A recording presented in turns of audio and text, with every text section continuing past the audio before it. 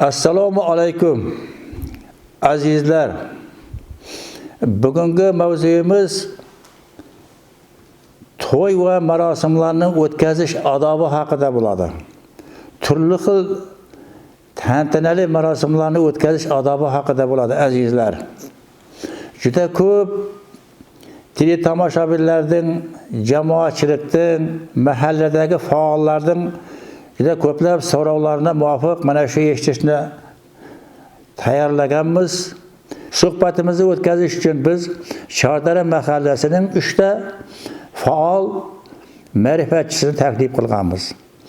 Mana O'roz va O'g'iljon mening chap tarafimda, hoji onamiz, yoshlarning ustozi, hammaga o'zi maslahatgo'y, juda ko'plab tadbirlarda boshqash bo'ladigan, ayniqsa eski o'zimizning milliy urf-odatlarimizni saqlab qolish uchun jonkuyarlik qilayotgan tumanimizdagi eng ko'zga ko'ringan ma'rifatchi ayolimiz bu kishi Haji ona bo'ladilar azizlar. Biz taklif qilganmiz.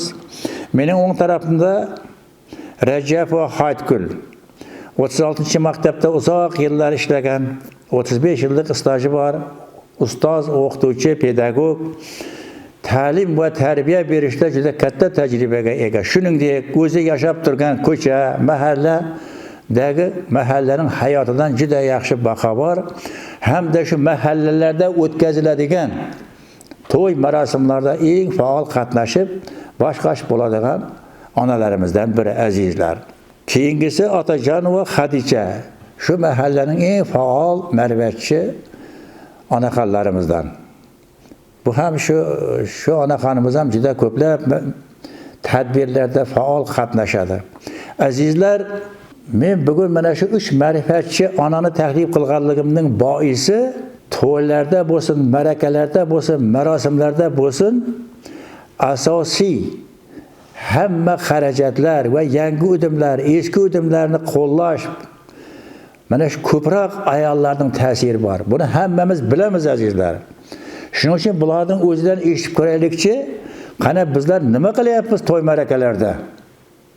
Qanday qilib o'tkazyapmiz? Qanday qilib o'tkazish kerak edi? Shu savollarga bugun azizlar sizlar bilan javob izlab ko'ramiz. Hayitgul, mana siz yoshingizdan bir joyga borgan ulug' insonsiz, yoshi ulug' insonsiz, pedagogsiz. Sizning nazaringizda mana bola uylantirishni bir tahlil qilib ko'raylikchi. Bola uylantirishda hozir qanday ahvolimiz qanday? Umuman ko'proq qanday qilib boshlanadi bu to'yning boshlanishi qanday? U qanday bo'lishi kerak edi asli? Mana shuni borni haqiqiy ahvolda ko'raylikda, keyin tahlil qilishni davom qildiramiz. Assalomu alaykum hurmatli teletomoshabin do'stlar. Mana bugun to'y va marosimlar haqida suhbat ketar ekan. Albatta har bir ota-onaning orzusi farzandini tarbiyalab, o'qitib, voyaga yetkazib, o'g'il bo'lsa uylantirib, qiz bo'lsa yaxshi joylarga uzatish albatta eng birinchi orzusi hisoblanadi. Endi biz ilgari vaqtlarga qaraydigan bo'lsak, o'g'il uylantirish, qiz chiqarishda albatta bizlarning eng chiroyli bir udumlarimiz bor. Birinchi, agar o'g'il uylantirmoqchi bo'lsa, bizlarda eng avvalo qiz bolaning eshigini albatta erkaklar ochadi. Endi farqli o'raloq boshqa yerlarda buni ayollar hal qiladi. Ana shu erkaklar eshikni ochgandan keyin ota-ona roziligini olib, undan avval albatta qiz tomonni surishtiriladi, uning shajarasini surishtiradi, ota-onasini, qarindosh urug'larini, qiz shularni yaxshilab surishtirib keyin boradi. Tarixga nazar tashlaydigan bo'lsak, Amir Temur bobomiz ham kelin qilganlarida hatto shu kelin tarafining 7 ota-onasini, 7 avlodini surishtirgan. Shuning uchun shunday qilib kelin olganlar. Erkak kishilar eshikni ochgandan keyin, ikki yoq kelishgandan keyin ana shu birinchi Fotiha to'ydan boshlanadi.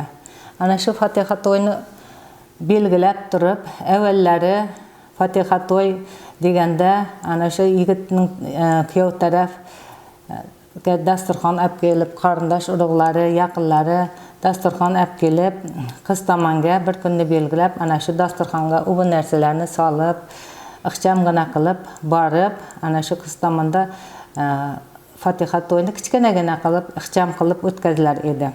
Albatta, bunda kuyov tomonidan olib borgan patirlar, qatlamalar, qirmishlar bo'lar edi, dasturxonlarga solingan holda va uni ana shu belgi sifatida qo'shnilarga, qizning yaqinlariga, qarindosh urug'larga qizimizni Fatiha qildik, yaqinda uzatmoqchimiz deb ozginadan yaqinlarga tarqatilar edi. Ana shunday bir ixcham tarzda o'tkazilar edi. Ammo lekin bugunga kelib mana shu Fatiha to'yi ham juda katta dabdabaga aylanib ketmoqda. Hozirgi kunga Fatiha to'ylarda bo'layotgan voqealarga bir nazar tashlaydigan bo'lsak, bu bir kichkina to'yga aylanib ketyapti. Nimaga deganda, uning chiqimlari ham ko'payib ketyapti. Boshqa qo'shimcha yana bir qo'shimcha marosim deymizmi, yana bir shu qo'shimcha qandaydir kerak emas bir urf-odatlarga boy bo'lib ketyapti desak ham mubolag'a bo'lmaydi. Misol uchun aytadigan bo'lsak, yigit tarafdan haligi sandiqlarga solib, u sandiqlarni ham ijaraga oladi. Yigit taraf ijaraga oladi. Bu sandiqlar ham 500-600 mingdan tortib 1,5 milliongacha ijaraga oladi ekan. O'sha sandiqchalarning ichiga o'sha yigit taraf tayyorlagan haligi patir bormi, qirmish bormi, non bormi, shirinliklar va kichkina idishlardagi ichimliklar va qizning kiyimlarini solib nima qilar ekanda, olib kelar ekan. Bu ham yigit tarafga qo'shimcha chiqim. Keyin o qiz tarafda Fatiha to'yda keyin qizning uyining bir tarafini bezab qo'yar ekan. Uning dekoratsiyasi ham 500-600 mingdan tortib 1,5 milliongacha bo'lar ekan. Qizning bezagi. Keyin olib kelgan narsalarni hammasini shu yerga terib qo'yadi. Qizning kiyimlarini katta vishilkalarga solib, bir qator kiyim, yozgi kiyimlarni, bir qator qishki kiyimlarni bir qator ilib qo'yib, hatto oyoq kiyimlarigacha, sumkalarigacha ana shu yerga hamma ko'rsin deb ana shu yerga ilib qo'yiladigan bo'ldi hozirgi paytda. Endi bunday olib qaraydigan bo'lsak, bularning hammasi qiz tomonga ham, yigit tomonga ham ortiqcha sarf xarajat. Endi mana xalqimiz orasida har turli urf-odatlarga qo'shimcha marosimlar kundan kunga, oydan oyga, yildan yilga ko'payib bormoqda. Mana shuni taqiqlash maqsadida davlatimiz 1-avgustgacha bo'lgan muddatda Fatiha to'yini, qiz yig'inlarini, ota ko'rdi, kelin salomlarni taqiqlash haqida qonunni loyihaga kiritishni ko'zda tutilgan. Albatta, bu xalqimiz uchun qiz uzatilayotgan oila va yigit tomoni uchun bu juda yaxshi tadbir bo'lyapti. Oilalarimiz, mana shu kelin olayotgan, bola uylantirayotgan ota-onalarimiz mana shu qonunni ham kutib o'tirmasdan ixchamgina qilib, mana Fatiha to'ylarini ham ixchamgina qilib, qiz yig'inlarini ham ixcham qilib, uylantirish to'ylarini ham ixcham qilib, tadbirlarni, to'ylarni o'tkazsa qanday chiroyli bo'lar edi. Mana shu to'ylarni o'tkazaman deb mana shu uylangan bolalar 1 oy, 2 oydan keyin Qozog'istonga, Rossiyaga qarzlarni to'lash uchun ketyapti va yosh kelin o'z uyida qolyapti. Va bitta farzandli bo'lgandan keyin, ikkita farzandli bo'lgandan keyin ham u ota tarbiyasini hech qanday ota tarbiyasi qolib ketyapti. Bu yoqda kelin qiynalib qolyapti. Bularning hammasi mana shu bizlarning kerakmaydigan bo'lgan urf-odatlarimiz, mana shu bema'ni odatlarimiz deymizmi, ko'proq sarf xarajatlarga sabab bo'lgani uchun, ana shu to'ydan keyin qarz bo'lib qolgani uchun ana shu yangi uylangan kuyovlar ana shunday ishlashga majbur bo'lyapti. Hatto shunday holatlar bo'lyaptiki, ajrim holatigacha kelgan oilalar bor. Mana shu.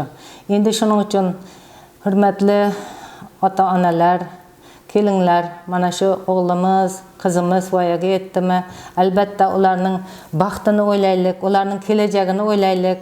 Bir kunlik to'y deb shuncha orzu-havasga berilmasdan, kam chiqim qilib, chiroyli qilib, Fatiha to'yi deymizmi, qiz yig'inlari deymizmi, mana nikoh to'ylari deymizmi, ixchamgina chiroyli qilib o'tkazsak, ularning kelajakdagi agar sarf xarajatlarimiz bo'lsa, kelajakda ularning yangi uylar qurishiga yordam bersak, ularning oilasini barkamol bo'lib o'sishiga, nevaralarimizning barkamol bo'lib o'sishiga o'z hissamizni qo'shsak, mana shunda juda chiroyli bo'lar edi, ajrimlar kamayar edi.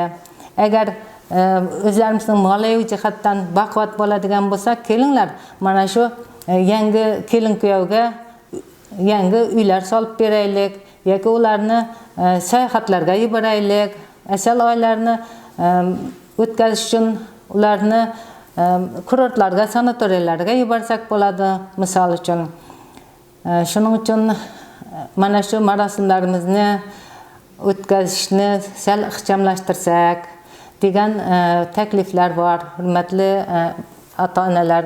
Endi albatta bularning hammasini birinchi navbatda ayollarimiz hal qiladi. Shuning uchun hurmatli ayollar, mana shu to'y marosimlariga e'tiborli bo'lib, kam chiqim qilishga, ularni chiroyli qilib o'tkazishga, farzandlarimizning kelajagi uchun qayg'urishga harakat qilish vaqti keldi. Buning uchun davlatimiz jarima qo'llashi shart emas. Shundan oldin olish maqsadida mana shu to'ylarimizni, marosimlarimizni hammasini ixchamgina qilib, chiroyli qilib o'tkazsak, maqsadga muvofiq bo'lar edi deb o'ylayman.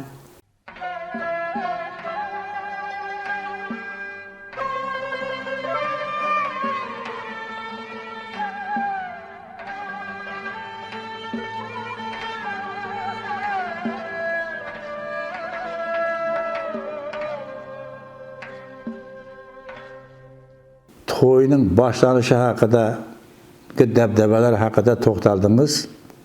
To'g'ri, ya'ni bu hali shu darajaga borib qolibdi, YouTube'da deyapsiz, televideniyada, boshqa joylarda bundan ham dahshatli ekanligini aytyapsiz. Juda dahshatli deganda endi yomon narsa emas. Ko'rsatilyapti-da endi bu. Endi bizga haligi siz aytib o'tirgan sandiqchilaringiz, bu dabdabalaringiz ham bundan bir 10 yil oldin yo'q edi shu. Yo'q. Mana kirib keldi, endi sizning dahshatingiz ham ertadan kirib qolsa ajab emas aql shu. Oldin olish kerak. Bu hammamiz tomoshabin bo'lsak, ota-onalar tomoshabin, qo'ni-qo'shni tomoshabin, qarindosh urug' tomoshabin, keng jamoatchilik hammamiz tomoshabin. Faqat boshiga tushgangina ko'radi buni. Albatta. Ertaga sening boshingga ham shu narsa keladi axir. Buni bir fikr mulohaza qilib, keng jamoatchilik, hammaning ilmi bor, o'qigan, tushunadi, bir-biriga maslahat qo'y. Elimizdan juda ko'plab hoji onalar, hoji bobolar umraga borib ziyorat qilib kelgan, Allohning uyini ziyoratlagan juda ko'plab nuroniylarimiz bor. O'qituvchilarimiz bor. Shu har bir to'yning atrofida 10 ta 15 tasini yig'nab, mahalla ko'ylar, ko'chabiylar degan chiqdi hozir menakay. Endi buning vaqti soati kelmadimikin? Qachongacha biz tomoshabin bo'lamiz? Ay ixtiyori nima qilsa shu qilsin. Mana shu oqibatga keldi endi. Yoshlarga qo'yib bersangiz, to'y ham shunday ahvolga keldi hozir. Endi bu ota-bobolarimiz ham bilgan. Ilgari boy odamlar to'y berganda 40 kecha kunduz bir hafta to'y bergan. Ular bunday dabdaba qilish uchun to'y bermagan. Alohida amirlarning topshirig'iga muvofiq ular o'zlari musulmonchilik bo'yicha shu to'y berayotganning mahallaning atrofidagi hamma ehtiyojmandlar shu to'ydagidek taomi yo'q odamlarni to'y bahonasida u 40 kun baqqan boy. Yetirib. Allohdan umidi uning savob olish. Oshlarni to'ydirish. Ular savob uchun to'y bergan. To'g'ri aytdingiz. Qarang.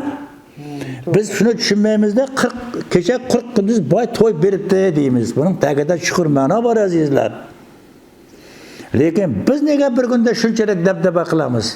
Kimni to'ydirmoqchimiz? Masalan, o to'ydirish uchun berayotgan bo'lsangiz, stol kursingizda qanday kelgan bo'lsa, biz agar uni kuzatsangizlar, 70% oziq-ovqat qoladi shunday. Qoladi. Bitta. Xo'sh, ertaga buning javobi yo'qmikin? Albatta. So'ralmaydimi axir bu? Shariatimizda har bir narsa, har bir zarrachagacha so'raladi. Har bir aytgan gapimizgacha so'raladi azizlar. Nima demoqchimiz? Bugungi masalamiz o'ta dolzarb. Qachongacha biz ongimiz yetmaydi demasangiz, mana televideniyada har kun hamma kanalda shu narsani berib turibdi. Keng jamoatchilikqa aql beradiganlarni hozir aytdim. Kabaga borib kelgan deysizmi, o'qituvchi deysizmi, agronom yetarli, ilm yetarli. Ilm yetarli, ma'rifat yetarli. Hamma shariatimiz yetarli. Nega biz tanlata olmaymiz keng jamoatchilikni? Nega shu ahvoldamiz, azizlar? Ana shunga turli xil qonun qoidalar ham chiqdi bundan oldin. Endi har bir inson dunyoga kelgandan keyin o'g'il bersa, o'g'limni uylantirsam deb niyat qiladi.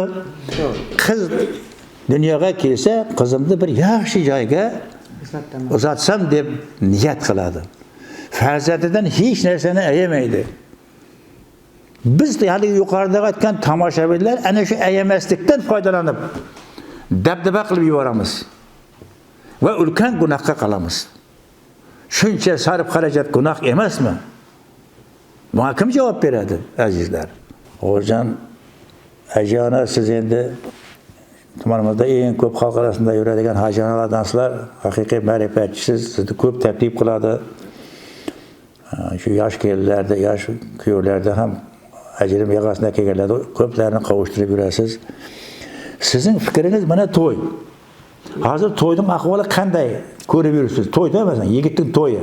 Mana endi Fatiha to'yini aytdi. To'yga qanday baho berasiz? Ahvol qanday va qanday qilsak to'ylar yaxshi bo'ladi. Ixcham bo'ladi. Har ikkala tarafga ham manfaatli bo'ladi. Ham ma'naviy manfaatga ega bo'ladi, ham moddiy manfaatga qachon ega bo'ladi bu? Qachongacha shunday qilib yuramiz endi? Assalomu alaykum. Mana bugungi kun shunday bir to'y marosimlari, hozirgi vaqtdagi to'y marosimlari bo'yicha dabdabalar, shuncha bir bo'lar bo'lmas qo'shimcha harakatlar bo'lib o'tirgan ekan. Shular bir sal bo'lsa da pasayam ekan deb bunday mavzuni ko'tarib o'tiribmiz.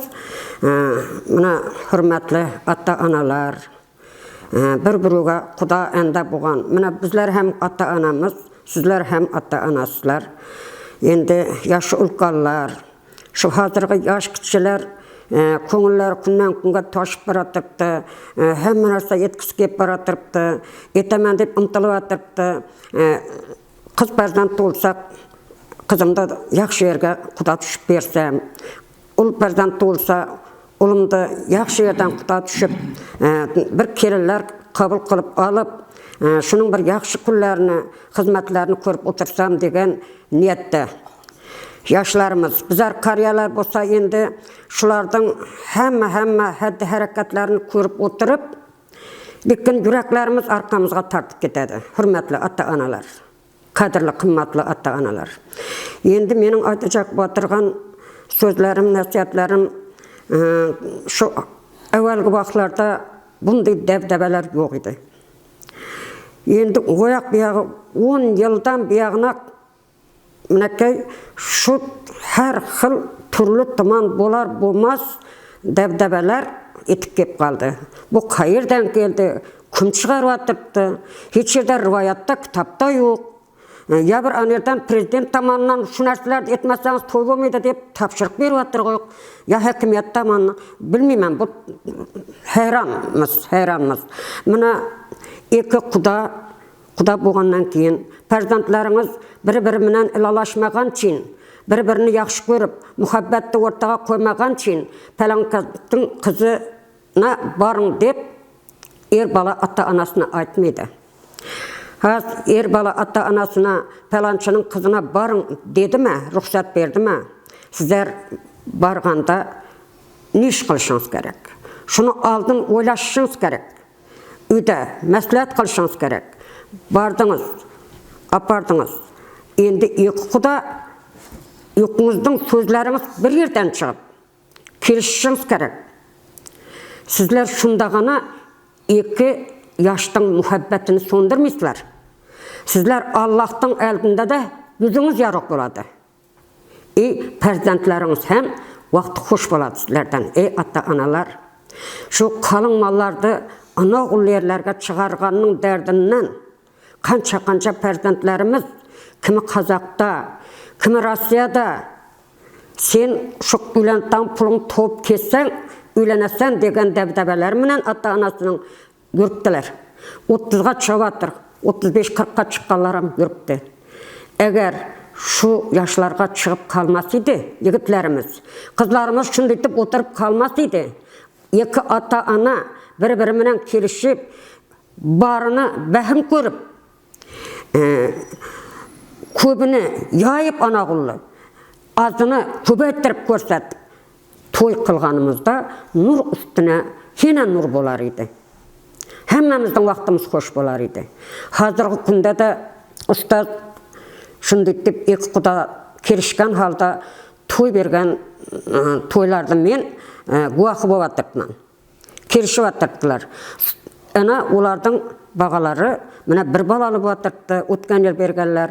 Ötken yıl ana şunday toylardan guahı boldum. Bu yıl yine şunday guah bolup atırman. O ana energe ana yağış, köy bala kelip ana gullu yanağı kızda ep geçiş vaktında kança debdebeler menen kelip pullar çarçıp ayak kiyimlerini yaşırıp koyup energe.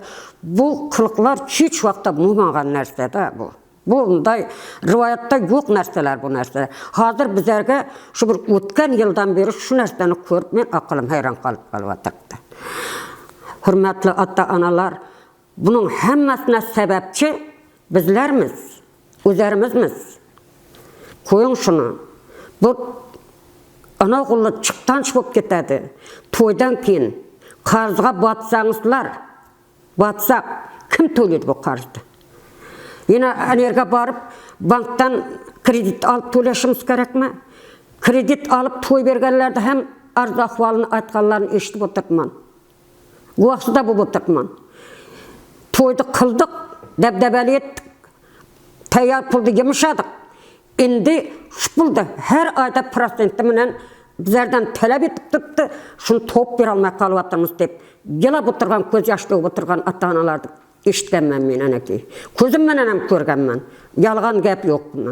Şunun için kelinler, azizler, kadirdarlar, mehribanlar, şu farzandlardan muhabbetleri hiç vakta sonmasın.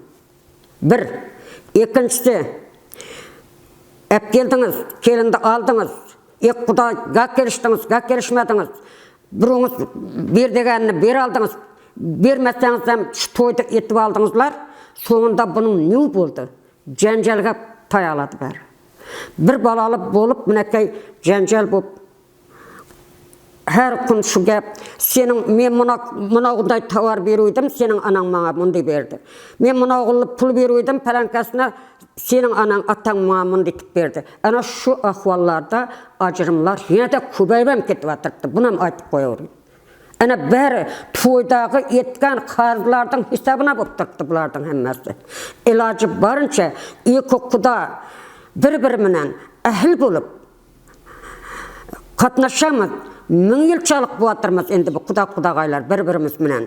Şu iki yaş bimalal ardaklı bolup, barsa oyakta hizmet, kese biyakta hizmet, hemmesi oğuz birçilikte ötse nur üstüne elap, nur bolar edi deyip mesletleşken halda toy kılsanızlar, sonunda janjal bolmaydı. Hiç vakta janjal bolmaydı. Ana şu yetişmevçilikten derdinden, etken karzlarımızda toylay almaganının sebebinden sonunda o janjal başlanıp gitedi. Bu ada bolmay gitedi. Ahırı toçkaga yetedi, ajraşka turup kep kaladı. Bunu epkel almay yine avaragarçılıkka turup kep kaladı. Şunun için toydun debdebelerini, bu kelinlerden üstünden toy marasım bolup turupsa, pullar çarçıp, dolarlar çarçıp durganlar bu. Hemen arsadan mına telefonlarga taşap turupdy şunu. Toy bolup turup telefonlarga kep turupdy. Körsetedi. Aktıklar. Mına karang, mına pul çarçıp atırpdy kelinlerden üstünden. Bizler hem şunday toy beremiz mekan degenlerdi eşitip kalamız deneki ustaz. Ana şunday ahvallar boğatırpdı. İlacı barınca iki kuda kelişken halda toy bergen bolsa, kalınına ana kul etmey, yebinde etip, ana kul bir üydün esbab üskenesi arttığı menen baradı. Yine kelinin kiyimleri bu müşirkelerde лаба машинларға құр келін киім салып барған. Бұл еш уақытта болмаған нәрселер бұлар. Бір 4 киімменен барған болса да, шулар hem şu ұл перзентлер туып, қыз перзентлер туып, айласыны шындай бәрдауам айла етіп, тынышлықта, қатыржанықта сақлап кетірген айлалар көп. Анағылы машин нәрсе апармағанда да. Шының үшін келіңлер, илажы барынша бұл өткінші дүния өтіп баратыр өміріміз, тез. Шының үшін бағалар бір-бірімен мұнасабатлар яқшы болып, айла тыныш қатыржам яшамақты Аллахым өзі әттақ қылғай. Бұл берге Алла Тала инсап бергей. Анағылы сәуәт, мұнағылы ене бір нәрсе, машин, хеч кәрәкметтаған нәрселер болар. Қазір әммәт тойды тойханада беріп атыр. Ешкім үйінде той беріп атырған жоқ. Үйдегі нәрсе үйде шындай тұрыпты. Сыйыштырмай башқа бір елерге қойып бәші белаға қалады. Неға керек? Шу нәрселердің хеч кәрәгі жоқ нәрселер. Евменен болса болды тәммәсі. Рахмет.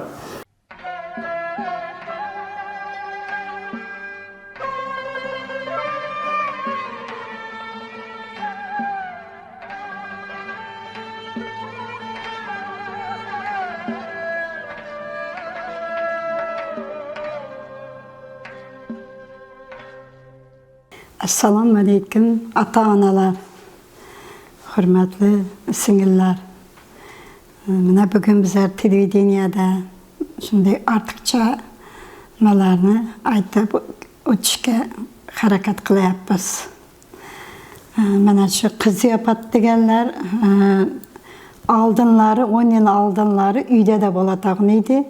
Şimdi kıska müddette kem haracet, şimdi nelerde bolatağın idi.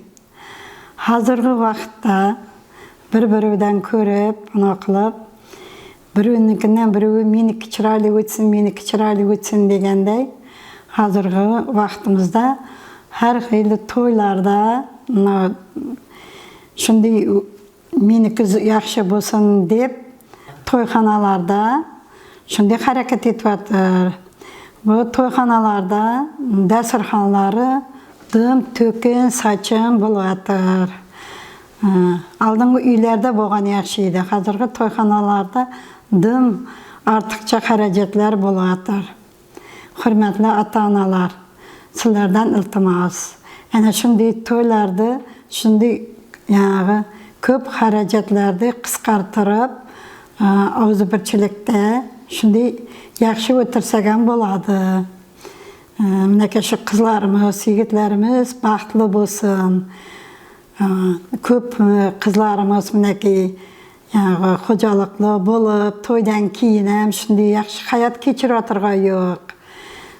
Kız kayınnesine yakmaydı, kayınnesi kelinge yakmaydı, kelinge nese yigitge yakmaydı. Ana şunday köp ananeler bolup atırdı. Şunun için şimdi toylarda debdebeli kılmay, yaxşı ne kılışımız gerek. Hazır ki bala keledi, ayaklar keledi, bütün şimdi tantana bilen ötürüp atır hazırgılar.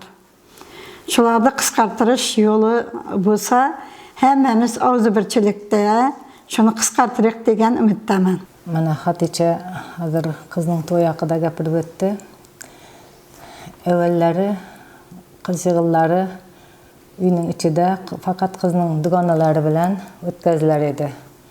Bu degen endi kız dugonalar bilen hoşlaşıp, xayrlaşıp, nikah toydan bir gün aldın ixchamgina qilib ötkeziler edi. Endi bugunga kelip kızның toylari hem katta toyxonalarda katta bir tantanalar ravishda o'tkazilyapti. Ve shunga qo'shimcha qilib hatto stollarga ichimliklar ham qo'yilyapti ota. Hozirgi davrda. Faqat u yerda kuyov yo'q, lekin nikoh to'yi qanaqa bo'lsa, qiz yapot ham shunday bo'lib o'tyotir. İçimlik qo'yilyapti dedingizmi? İchimlik ham qo'yilyapti, ha. İchimlik ham qo'yilyapti. Endi yana bir qo'shimcha marosimlar bo'lmaydigan bir yana bir marosimlar kelib chiqyotir. qizning ziyofatini, qizning to'yiga yigit o'rtoqlari bilan kelib, gul ko'tarib kelib, o'tirib, bir zaman o'tirib, qizni tabriklab, shunday qilib ketyaptir. Va kuyovning jo'ralari shu yerda qoladi. Shu yerda to'yning oxirigacha shu yerda bo'ladi. Endi mana shu qiz ziyofat degani, qizning to'yi degani faqat bizlarda bor. Boshqa viloyatlarda endi sanatoriyalarga borganda ayollar bilan gaplashamiz-da, mana shu to'y marosimlari haqida, urf-odatlarimiz haqida gaplashsak, boshqa hech qayerda mana shu qiz ziyofat degan, qiz yig'in degan qizning to'yi bo'lmaydi ekan.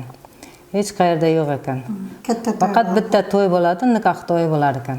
Nikoh to'yi bo'lar ekanda.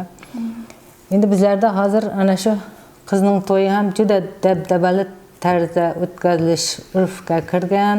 Bu albatta qizning ota-onasiga va kuyov tomonining, xudo tomonining ota-onasiga ham qo'shimcha sarf xarajat qilishga to'g'ri keladi.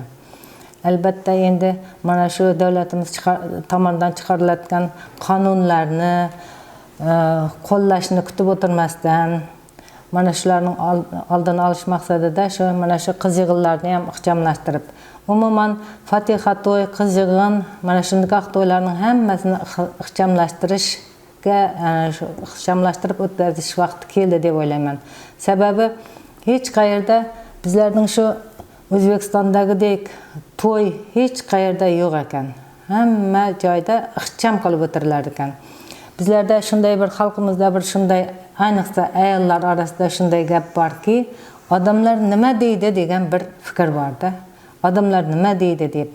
Ana shu fikrga tayangan holda uni bunaqa qilib ixchamlashtirib desak, odamlar nima deydi, buni bunaqa qilib desak, qo'y, odamlar nima deydi degan fikr o'rnashib qolganda, shuning uchun haligi qarz qilib bo'lsa-da, kredit olib bo'lsa-da, haligi dabdabali qilib to'y o'tkazishga, dabdabali qilib marosimlarni o'tkazishga butun fikri xayoli shunga berilgan holda mana shu to'ylarni, Fatiha to'y, qiz yig'in, nikoh to'ylarini o'tkazadi-da, keyingi hayoti albatta kimningdir qurbi yetadi, kimningdir qurbi yetmaydi. Shunday qilib kimlardir qarzga botib qoladi va to'ydan keyin ancha muammolar yuzaga keladi. Mana shularni oldini olish maqsadida hurmatli ota-onalar, hurmatli ayollar, hurmatli ko'chaboshilar, hurmatli onaxonlar, mana shu o'g'il-qizlarimizning, yoshlarning baxti, kelajagi albatta bu to'ylarga, bu marosimlarga, bu katta tantanalarga umuman bog'liq emas.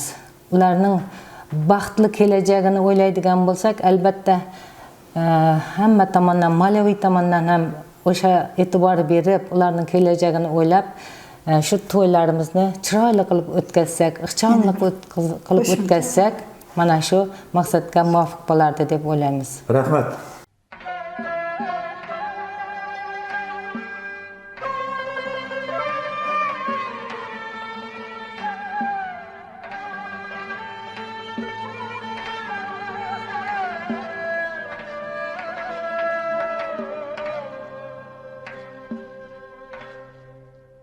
Hozir vaqtida qaytarib o'zimizning eski urf-odatlarimizning hammasini tushuntirib kattalar, shu bizning vaqtimizdagida to'y qilasan demoqchi emasmiz. Hozirgi to'ylar boshqacharoq bo'ladi albatta. Lekin tushuntirish kerak. O bolam mana bunday qilib chiroyli qilib to'ylar o'tkazdik. 50 yil, 40 yil, 60 yil g'in demasdan o'shib ketibdi shular. Shuncha bola tug'di, voya qildi, o'qitdi, tarbiyaladi, shular ham oila bo'ldi. Nima qiliq bu xurmochaqiliq? Bir oila qurish uchun, o'zi oila qurish uchun to'y degan narsa nima uchun beriladi deganda Muhammad payg'ambarimizning aytgan izohi bor. Mana shu nikoh to'yi falonchining farzandi bilan falonchining qizi nikohlanib o'tiribdi deb elga, yurtga, mahallaga e'lon qilish. Faqat e'lon qilish uchungina beriladi ekan, xolos. Bo'lmasa nikoh qilib qo'yaversa ham bo'lardi. E'lon qilish uchun ma'lum bir odamlarni har joydan yig'nab, 20-30 odam, 40 odam yig'nab shu e'lon qilish kerak, e'lon qilish uchun ekan nikohda. Ana shuni. Chunki deydi, shu yerda izohi bor yana payg'ambarimiz Muhammad sallallohu alayhi vasallam. Chunki boshqa biror joyda shu qiz bilan kuyovni ko'rib qolsa, "Hey, falonchining qizi bilan kuyov ishi turibdi bu." Agar e'lon qilinmagan bo'lsa, bu qiz buzuqmi yoki ana bola bir yomon odatdami? Qarang, o'ylab qoladi. Shuni deydi, e'lon qilib bular eli zaif bo'ldi. E'lon qilish uchungina juda to'y qilib qo'yilar ekan. Bizlar endi shuni e'lon qilish emas, uni bir vystavkaga aylantirib yuboramizda. Kelib qopolmaydi aytganda. Unda emas. Sen o baringni ko'rsatish bu to'yda u eng muhimi bolalarning baxti o'rnida bo'lish kerak. Chiroyli qilib bolalarning baxtimizni bo'lish, faqat baxt o'rnida. Bu baxt to'yi bu. Nikoh to'yi. Azizlar, bizning demoqchi bo'lgan gaplarimiz bo'la shular edi. Mana shu ma'rifatchilarimizning aytgan so'zlaridan xulosa chiqarib, o'g'il uylantirmoqchi bo'lgan, qiz chiqazmoqchi bo'lgan azizlar mulohaza qilib, maslahatlashib, kengashib, o'zingizga mos qilib, bolalaringizga tushuntirib, bular qizlarimizga tushuntirib olib bir chiroyli bir to'ylarni o'tkazsak, namuna qilib o'tkazsak, hech qachon afsuslanmaymiz. Birinchidan Alloh rozi bo'ladi sizlarning qilayotgan to'yingizdan, keng jamoatchilik rozi bo'ladi va nihoyat farzandlaringizning baxtini ta'minlagan bo'lasiz azizlar. 2 yoshning muhabbatini so'ndirmaslik. Faqat shularning baxtini o'ylash kerak. Baxtini o'ylash kerak. Kelajagini o'ylash kerak. Shu 2 yosh gullab, yashnab, shu qizimiz ilk qo'ygan qadamlari, qutlug' qadamlar bilan kelib Allohga shu ilk qadam qo'ymoqchi bo'lgan qadamjaga qadam qo'ysa, shu qadamjada o'nib o'sib, ular ham farzand bo'lib, qiz tu'ib, yeni erishib, qani qarshib, shu xonadonda baxtga, omadga, farzandga to'ldirib o'tirsa, bizlar eng dunyoda baxtli onamiz. Baxtli onamiz. Xudoyim shu farzandlarning ko'nglingdagi arzu havaslari, eldiga qo'ygan murod maqsadlari, 2 yoshning muhabbati hech vaqtda shu ota-onasining kelishmovchiligi uchun, Xudoyning bir-biri bilan kelishmovchiligi uchun so'nib ketmasin. Hurmatli yurtdoshlar, to'ylarimizni, marosimlarini hammasini qanaqa ixcham qilib o'tirsak, hammamizning mana shu o'g'il qizlarimizning baxtli kelajagi uchun zamin yaratgan bo'lardik. Mayli yurtimizda to'y bo'lsin, har kunimiz bayram bo'lsin, yurtimiz tinch bo'lsin. Har bir xonadonda bo'ladigan to'ylarga bee'tibor bo'lmaylik. Kamchiqim bo'lishlariga e'tibor beraylik. Bolalarimiz, farzandlarimiz kelajakda baxtli bo'lsin, baxtli yashashsin. Mana shu to'ylarimizni, marosimlarimizni ixchomli, chiroyli qilib o'tkazishga harakat qilaylik. Yurtimiz tinch bo'lsin, osmonimiz musaffo bo'lsin, to'ylarimiz ko'p bo'lsin. Bizlarning elimizga to'ylar yarashadi. Hurmatli ota-onalar, minaki qiz yig'inimizda ixchamli qilib o'tirishga harakat qilaylik. Shu yil yurtimiz omon bo'lsin, sog'lik, salomatlik bo'lsin, yurtboshimiz omon bo'lsin. Hammangizga sog'lik, salomatlik tilayman. To'y dabdabalarga befarq bo'lmaylik. Tomoshabin bo'lmaylik. Maslahat ko'y bo'laylik azizlar. Ayniqsa yoshi ulug'lar. Hoy to'y egasi deb siz maslahat bering. Aynan to'y egalariga murojaatim bor mening. Siz Nuroniylarning katta hayotiy tajribaga ega bo'lgan, sizning or-nomusingiz uchun, elning or-nomusi uchun, mahallaning or-nomusi uchun hamisha qag'irib kelgan yoshi ulug'larning nasihatini jim tinglashga odatlaning. Sizlarning nasihatlarni qaytarib yuboraman deb xijolat bo'lib turadi-da Nuroniylar. Ana shu har ikkalasi ham agar jamul-jam bo'lsa, Nuroniylar maslahat bersa, ota-onalar, to'y egalari mana shu narsani tinglasa, risoladagiday to'y bo'ladi. Hamma xohlaganday to'y bo'ladi. Ortiqcha chiqim, xarajat degan narsa bo'lmaydi. Bolalarimizning kelajagini o'ylaylik. To'yda ko'p narsalarni yig'nab qoldirib ketib, uni zoya qilamiz, isrof qilamiz. Ko'rpa-to'shakda isrof bor. Isrof. Olib kelgan narsalarda ham isrof bor. Yemak ish vaqti ham hammasi isrof. Yana aytaman, takror aytaman, u so'raluvchi. So'raydi sizdan hali uni. U qancha zarar keltiribdi sizga moddiy zarar. Shuning uchun bundan keyin mana shu bizning maslahatlarimizdan hammalaringizni bu narsaga e'tibor qildik. Xolos, bizning aytganimizdek qilib to'y bering deb biz boshida tura olmaymiz. Xulosa chiqarib, maslahatlashib qilayotgan ana shu nomaqbul odatlarimizga barham beradigan vaqt kelmadimikin deb sizlarga murojaat qilyapmiz azizlar. Shuning bilan bugungi marosimlar, to'y tantanalarda o'tkazish odoblari haqidagi fikr mulohazalarimizni yakunlaymiz. Bu hali uzoq davom qiladigan mavzu. Hali biz bu mavzuda qator davom qildiramiz azizlar. Fikr mulohazalaringizni kutib qolamiz. Bugungi eshitishimizni yakunlaymiz. Eshitishimizga qatnashgan mana O'g'iljon hoji onamizga, Hojgul ma'rifatchi onamizga, Xadicha onamizga mana kay ma'rifatchi. Bularning hammalariga ulkan minnatdorchiligimiz bor. Qilayotgan elning orasida qilayotgan barcha ma'rifiy ishlarning savob ajrlarini yaratganning o'zidan so'rab qolamiz. Barchalaringizning oilalaringizga tinchlik, xotirjamlik, omonlik bo'lishini yaratgandan so'rab qolaman. Omon bo'linglar.